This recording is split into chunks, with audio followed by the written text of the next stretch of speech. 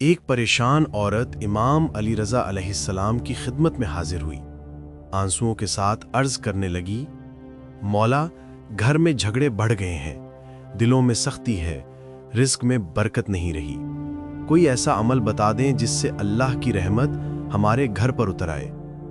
امام علی رضا علیہ السلام نے شفقت سے فرمایا، ہم نے اپنے آباء و اجداد سے اور انہوں نے رسول خدا صلی اللہ علیہ وسلم سے سنا ہے کہ اللہ نے کچھ خاص لمحات ایسے بنائے ہیں جن میں دعا فوراً قبول ہوتی ہے۔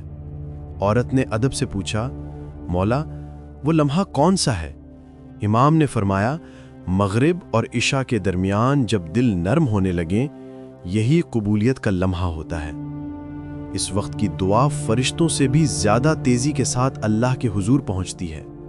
پھر آپ نے فرمایا، اس وقت یا رحیم یا کریم 27 مرتبہ پڑھو، پھر دل سے جو دعا مانگو گے اللہ تمہارے گھر میں سکون بھی اتارے گا، محبت بھی پیدا کرے گا اور تمہاری تقدیر میں بھلائی لکھ دے گا۔ اللہ کے ذکر میں بہت طاقت ہے جو بندے کو ہر خیر تک پہنچا دیتی ہے۔